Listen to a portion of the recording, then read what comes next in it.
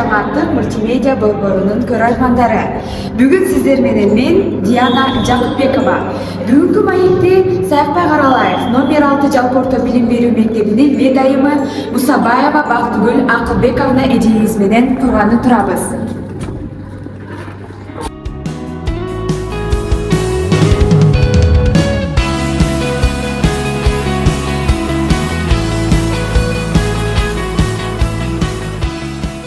Саламатсызбы? Өзүңүздү тааныштыра кетсеңиз. Саламатчылык. Мен Балыкчы шаарындагы Саякбай Каралаев атындагы мектебинде медайым болуп эмгектенип, жумуш башын биз Балыкчы шаарындагы ооруканада, андан кийин поликлиникада, андан кийин 15-16 жыл болуп калды. Ушул Каралаев атындагы мектебинде эмгектенип келем. Мектепте сиздин негизги жумушуңуз кандай? Бизде мектепте байкоостан жаратылган окуучуларга биринчи жардамыбызды көргөзөбүз. Андан тышкары учетто турган окуучуларыбыз бар. Өзлөрүн жаман сезсе, аларга жардамыбызды көргөзүп турабыз. Андан тышкары биз окуучулардын өздүк гигиеналарына карап турабыз, мектептин тазалыгына жооп беребиз. Андан тышкары мектеп жашындагы 11 жаш, 16 жаш деген окуучуларыбыз бар. Аларга ДСМ пландагы эмдөөсүн жасап турабыз. Эмдөө тууралуу айтып калдыңыз. Эмдөөнү жөн эле жасай бересизби же атайын окууларга барып, тажрыйба алып турасыздарбы? Албетте, эмдөөнү өзүбүз окуп, билип, үйрөнүп алып туруп анан жасайбыз. Бизге атайын семинарлар өтүп турат, андан тышкары аттестация берип турабыз убагы мененчи. Бул эмдөөнү жөн эле жасабайбыз. Өзүнүн атайын эрежеси бар, вакцина алып келүүнүн өзүнүн эрежеси бар, вакцина жазуунун өзүнчө эрежеси бар. Бизге атайын вакцина жазууда ар бирибизге бирден дарыгер бекитилип берилет. Ошол дарыгердин көзөмөлү астында эмдөө жасалат. Андан тышкары биз окууларга барып келебиз. Биз жакынкы арада эле 19-20 февралда биз Бишкек шаарына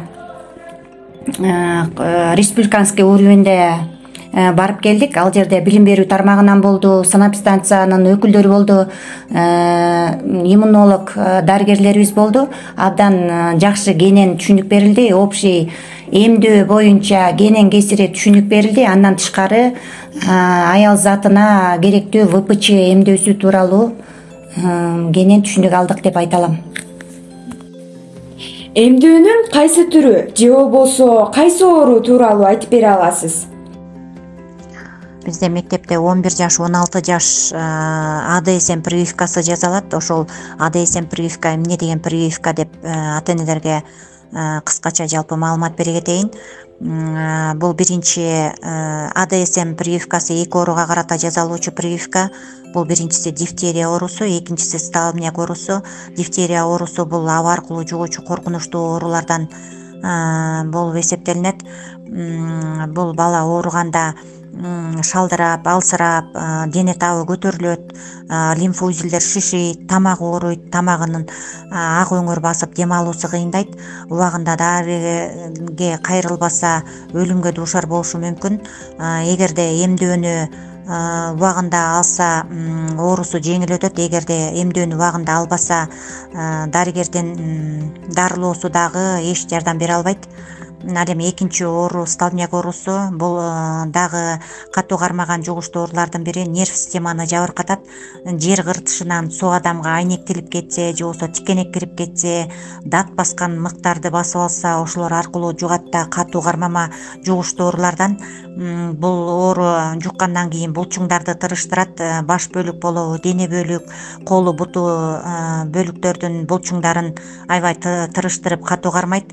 Эгерде баланы жаткан абалында элестете турган болсок, согунчогу анан кежегеси тийип турса, ийилген абалда болуп, баланы өтө кыйын абалда болот. Эгерде бул столбняк оорусуна дагы эмдөөнү убагында алса жеңил өтөт. Ал эми убагында ала албай калса, бул дарыгердин дарылоосу дагы эмдөөдө жардам бере албай калат. Ошон үчүн ата-энелерге айтарым, өзүбүздүн пландагы эмдөөнү ошол убагында алып, биз өзүбүздүн балдарыбыздын өмүрүн сактап калууга аракет кылалы. Ата-энелерге кандай кеңеш бере аласыз? Ата энелерге эми бизде планда эмдөө бар да, календардык план деп коет. Ошол календардык планды өз убагында туура так алса эле балабыздын өмүрү өзүбүздүн колубузда. Ошон үчүн балабыздын өмүрүн сактап калууга, ден соолугун кароого биз мүмкүнчүлүк ала алат элек. Ошон үчүн эмдөөнү убагында алыңыздар деп айтат элем. Убактыңызды бөлүп биз менен маек курганыңызга ыраазычылык билдиребиз.